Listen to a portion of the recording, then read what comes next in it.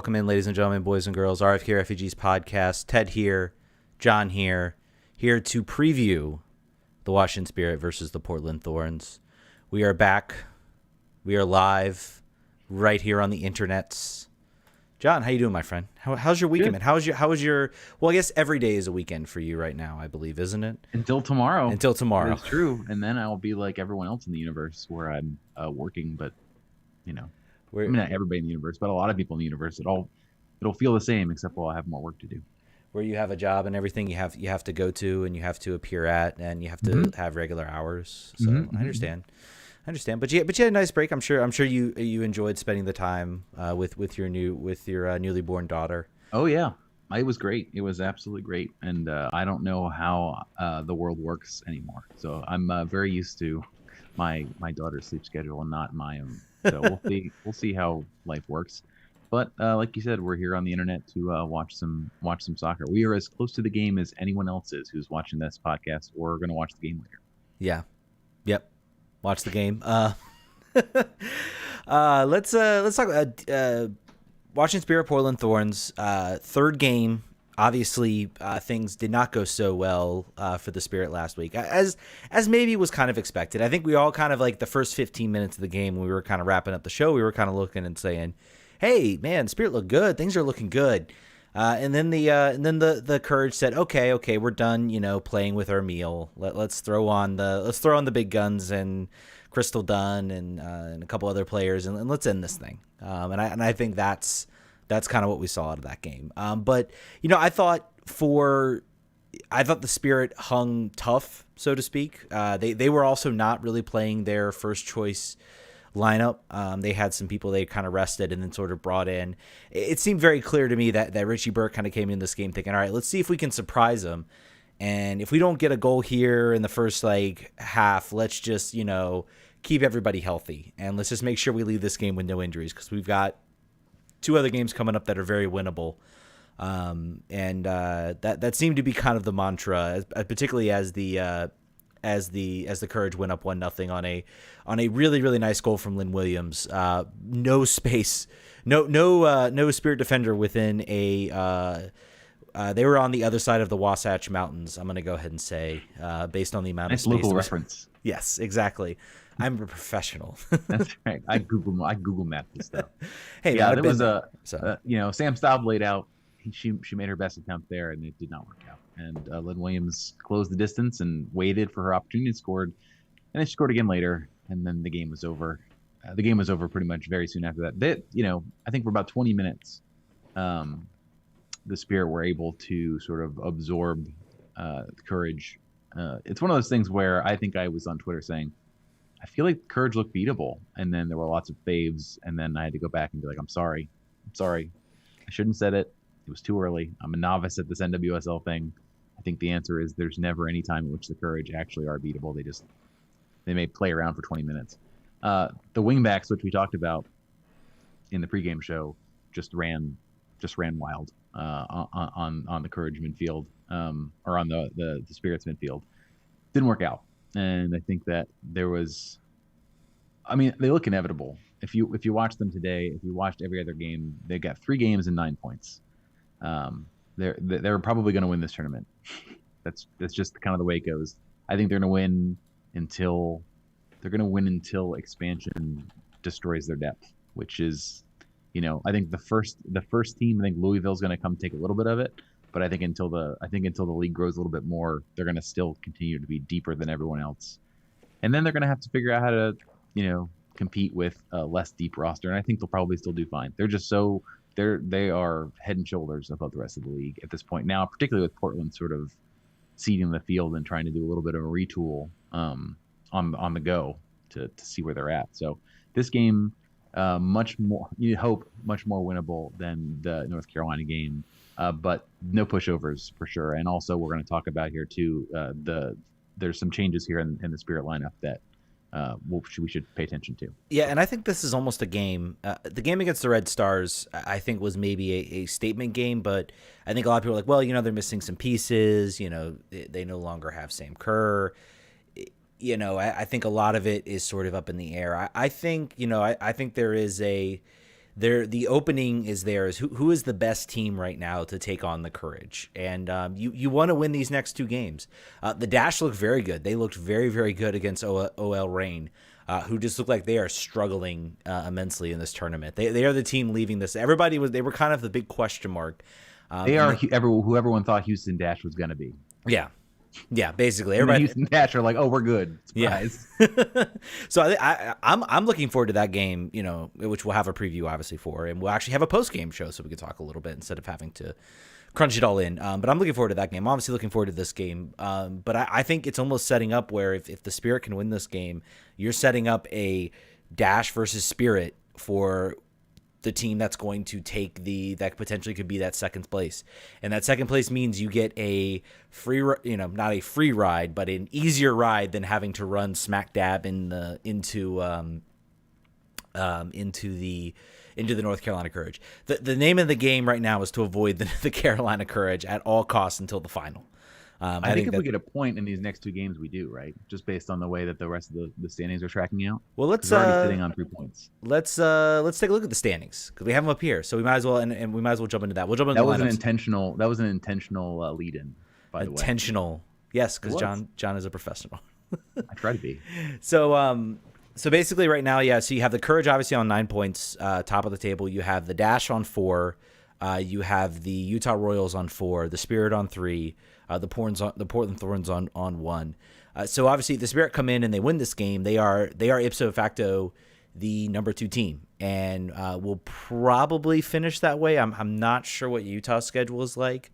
I'd have to go back and look. Looks like they get the OL Reign and the Red Stars, which is just not fair. Not fair at all. I'm sorry. That is just so they could very well finish second. I mean, they could easily finish second. They are probably the next to the Spirit and the Dash right now. They are the second strongest team, and it's just the weirdness of this tournament just means that that's just what happens. So maybe if they drop some points, the Spirit are looking a little better. Obviously, if the Spirit can pick up 9 points out of these games, then things are looking good. But I think right now this is a good chance for them to at least separate themselves a little bit. I think right now by winning 3 points means you're not getting the Courage in your first game, which is good. That is what everybody wants. Yeah, as everyone wants. I think right now the chief runner up is the OL Reign taking that spot. So this is a big game. This is kind of a seesaw type game. It should be a lot of fun to watch, for sure. Do you want to throw up the I can do lineups? that. Let's throw up the lineups. There we go. We got the Washington Spirit, 4-3-3. John, take it away. Theoretically, we assume 4-3-3 based on Yes. both who the players are and the cool graphic that they've created for us. So some changes you'll notice. We've got a change up top. Collins starting in place of Hatch. Yokoyama back in the starting 11 after a game where she didn't come off the bench either. In the last game against North Carolina, right? She was on the bench but didn't come in, I don't think. No, I don't remember her coming in. Sanchez gets the start again after having off the second game. Feist comes in again, who she played great, I thought, against North Carolina. She's probably one of the standout players in that game, despite the scoreline. And Jacobs gets the start at right back for Houston. I think that there was some conversation, I believe, before the first game that was going to be the case. But Tori was able to stay fit and make the game. So it's a good opportunity for her to see how this is going to go. No surprises on the bench. Lavelle on the bench, obviously. Impact sub opportunity. Mm-hmm. I think that's probably good. Same for Hatch. It really gives them an opportunity. See where the game plays out. I think that there's lots of quotes this week from Richie about sort of what they need to give some other players some opportunities to see how they play out. They don't assume. I think the only thing, like we said before, the only thing they don't want to do is finish last. Mm-hmm. Mathematically, I don't think they're going to finish last. Thus, this is about figuring out what they're going to do going forward in the playoffs, the quote unquote playoffs of this tournament, and also figure out sort of what their best 11 looks like and give these other young players an opportunity. So this is an opportunity to see what these players can do. Yokoyama, I think, is really a big player to watch. She had a very rough and inconsistent first game, which is not unusual for any new player coming into a new league.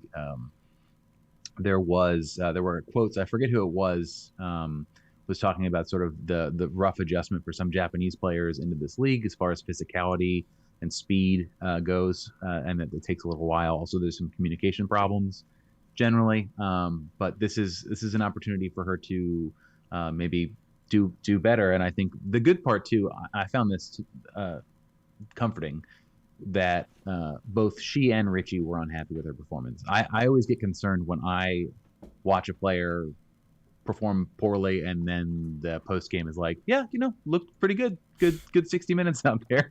I'm like, well, it's me or them. It's probably me. I'm probably wrong, but in this case everybody was on the same team and that it was not a good showing. So you're telling me you don't like the Ben Olsen quote? I thought there was some good stuff there. I think that's when usually things have gone really, really bad when Ben makes that quote. I'm really happy to see DiBiase out there. I thought she was fantastic in the first game. She was probably Roosevelt gets all the accolades, and she is obviously the star player, and she was excellent. But DiBiase really controlled that center of the field, particularly in the first half for Washington. So I'm going to be watching her. I want to see more Ashley Sanchez. I want to see more of that sort of complete picture. Yep. I'll be very curious to see how she comes out in this game. Yokoyama, as well as you spoke to. I mean, I'm looking to see some improvement out of her after sort of a rough showing. I think this is kind of a balanced lineup between, I think it shows that there is some depth and there is some there is some talent. There's absolutely some talent in this team that they can rest their best striker and their best attacking midfielder, and they still can put out a lineup that could probably compete pretty well in this tournament.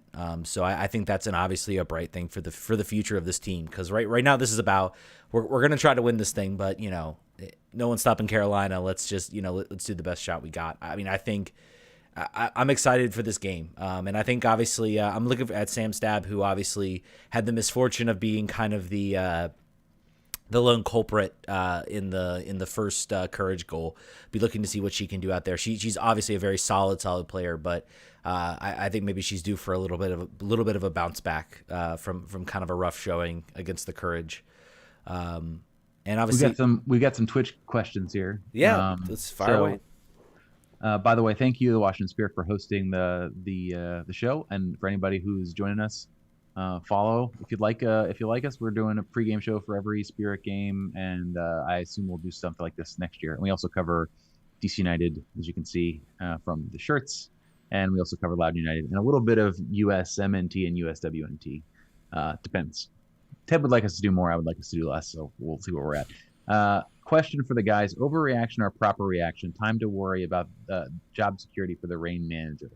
I think both at this tournament and at the tournament in the other tournament for MLS that's happening in Orlando, I'm not judging these teams. I'm not taking this tournament to mean anything for job security of players or coaches. There are so many extenuating circumstances for trying to, going from a full season to a 6-game season to trying to change both from a formation and tactics standpoint, bringing in young players, letting them get experience, and then also having your star players just decide not to come, which is totally fine, but it is not something that they were prepared to have. So particularly for the Reign, that's something that you have to think about.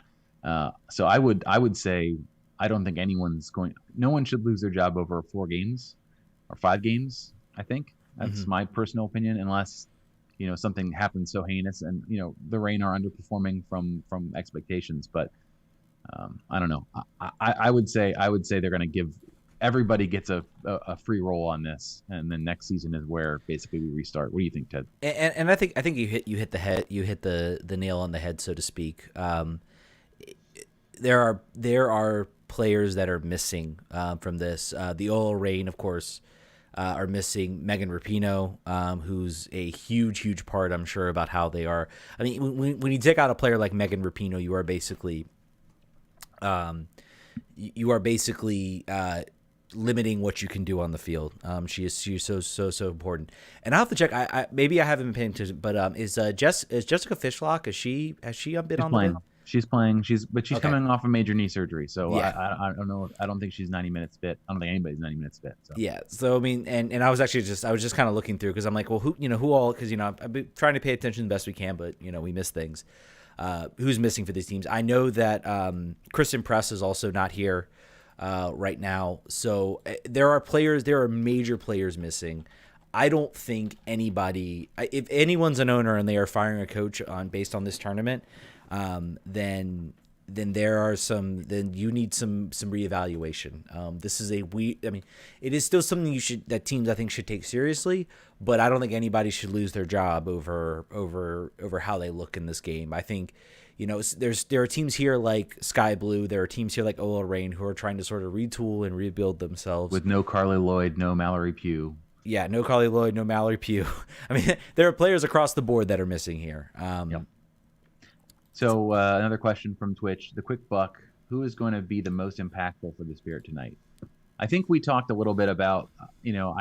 I love watching Ashley Sanchez play. I'm a big fan of her sauce. I think I said on Twitter. She may have a bit of the Lucho disease, but I also love Lucho, so I can get past that. I think Yokoyama is one to really watch tonight. And I think Feist had a great game last game. I want to see how she follows it up. That's really where I'm at. And if Roosevelt makes a impact sub and scores in the second half, then all the better. I am overwhelmed. I'm pretty optimistic about tonight. I think I said that about the North Carolina game, but now I have 90 minutes benefit of having seen that and also watched the Portland Thorns play a little bit. So I think that it's a bit more of a fair fight than it was last weekend. And I'm going with DiBiase out there in the center. I think she's really an underrated force for this team. Obviously, I'm going to be looking for Yokoyama and how she plays, but I really am going to be watching. DiBiase was so impressive in that game against Chicago, so I'm looking forward to seeing her really sort of drive the center of the field. And if she's dominating the center of the field, the Spirit are going to have a good day. Let's just say that. You want to jump? I got a quote from Richie that I wanted to read from Jason Anderson's reporting. So I don't know if you've noticed in some of these games where teams are dressing, it seems like 75 people, and they're just sitting in the stands waiting to play. Spirit are not doing that. They're only dressing 20. And the reason why is he said that I just don't want it to be a bench that's a menagerie with people screaming and shouting. I love that he used menagerie. Quote, it's great.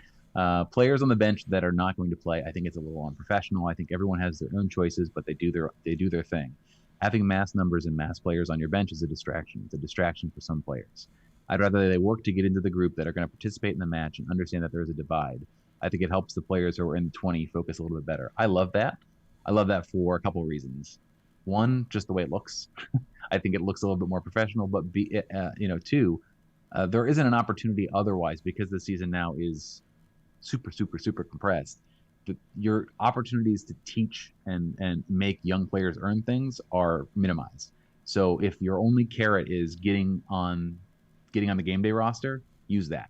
Particularly when you're talking about trying to motivate players and make players understand that there's a large change in the level from a college season to the professional season, even though this is a weird tournament. I think that's great. I think that shows sort of a real intelligence about how to motivate players. And there's few injury updates. Crystal Thomas still out, hoping that she'll be off the injury list shortly. He has been saying that since the first game, so we'll see there. Hellstrom, Hendricks, and Bossier. I have said that wrong. I butchered that. I even have the media guide in another tab on my browser, but I don't have it in front of me. They're all on their way to being back to normal. So I think that we got most of our roster healthy. All of the stars, all of the players that you really hope would be there are there. Our depth are coming into health, and we've got a lot of young players in those positions that we can cycle through. Yeah. Do we want to look at the Thorns lineup? Yeah, let's jump right into it as I try to pull it up because I can't read it on the small screen. But obviously, Christian Sinclair, Lindsey Horan, those are your two big stars. If you want to look for those players, those players are always class. There are always players that are going to cause problems for opposing teams. Kristen Christine Sinclair. Sinclair, all-time leading scorer, I believe. Yeah, in the she game. is. She is the all-time women's leading scorer. Despite that, some of the Canadian media seems to think that Alfonso Davies is the best player, and without even mentioning Kristen Sinclair. So yeah, she's good. Yeah, she's really good. And of course, Megan Klinenberg's out there as well. I think she went to UVA. I want to say she went to UVA. So wahoo wah on that part. So Somebody in the comments, kill Ted if he's wrong on that one. But yeah, I yes, think I. Go oh ahead. no, she went to North Carolina Chapel Hill. Never mind. I'm gonna go ahead and cancel that out. Big time delete that. Big time faux pas there. My apologies. So, I think we're through the lineups here. We're about 9 minutes to kick off. This is a better matchup than the North Carolina game. I now have at least a little bit more realism about my hopefulness here. Hopefully, this is a pretty strong lineup. Lavelle needed to have some time off eventually. She's now gotten it, although she got off, I think, 30 minutes before the end of the game against North Carolina because it became obvious at 2-0 that it was time to bring out your dead, batten down the hatches and just hold on to 2-0 and correct. Goal differential still important as far as seeding goes, particularly with so few games. It's entirely possible we have a pile up at 3 or 4 points in the thing. Yeah. I mean, I think this is a swing game for both teams. I think you're going to see the Thorns are going to be a little desperate right now because this tournament has not gone the way I think they wanted to. They were not maybe expecting to sit with just 1 point after 2 matches, and they are probably one of the few squads. I know, like the Spirit, they're building a fan base. The Thorn fan base is very, very different, and Portland is huge soccer plex. So obviously this is something that they are they have. I would say of all the teams here, they have the most pressure to succeed amongst any of the teams. The pressure that is on with the Portland fans and the amount of attention that team gets versus a lot of other teams. And I'm not saying that's right. In fact, I think it's terrible. I wish the Spirit, Chicago, every team in every market, every soccer market got more attention and more coverage. But for Portland, there certainly is a lot of pressure. So, speaking of fan base sizes, I think it was an Equalizer article. I can't find it. I was looking for it. That was talking about some of the. It was basically I suggest you, if you can find it. It was an article basically talking about how all of these NWSL teams have figured out a way to put a full season's worth of deliverables for sponsors into 7 games, and it's kind of amazing. Like and I think that if you talk to, I believe Gretchen, who works for the Spirit as their chief revenue officer, I think that's right. It's been amazing how many activations they've had for all their new partners and like big name partners too. Like the article made a joke of like in 2015, the big news was that the mango was the superfruit of the NWSL, and now they're talking about Verizon and CPS Health and Google, and it's awesome. But the thing that's Spirit relevant is they said that the 2 games at Audi Field set records for revenue per game in NWSL. I believe it was $50,000 revenue. Wow. It might have been. It was either 50,000 or 500,000. It was probably 50,000. 500,000 would be a little insane. But if you think about the fact that Portland sells out every game, and at Providence Park, and that apparently nets them less than that 1 game at Audi Field. So knowing that information, it makes a lot more sense that the Spirit were in a hurry to get those games, to increase those number of games of the Spirit, because that's huge for their bottom line. Yeah. And I wanted to share one more quote before we wrap that sort of it gives you the mindset sort of at the players, knowing that the fact that everybody makes the next round and everybody at least gets a quarterfinal game. Andy Sullivan said, you can't just turn it on and off. You want to play in every single game to win so that by the time you're in the knockout phases, you're ready. So it does change a little bit of the mentality. But at the same time, it doesn't, because you need to be prepared, and these group games are good practice for that, and we need to hold ourselves to the standard and expectation that we're going to win every game. So they're using the group games for both those things, right? They're giving some new players an opportunity, but they're also trying to figure out what they are, what they can be in the next month. It's different than what they could have been over months and months and months over the real season that could have happened. It's lost to the hands of time, but they get to find out in this game and the next game who they're going to be in the knockout part of this tournament. And tonight is huge to see what that's going to be, I think. Yeah, and I think this is going to be there's going to be a lot that's going to tell for that. There's going to be a lot we're going to derive from this game. I think more than even the first two games as to what this team is, and it's going to be fun to watch. Hold on a second, by the way.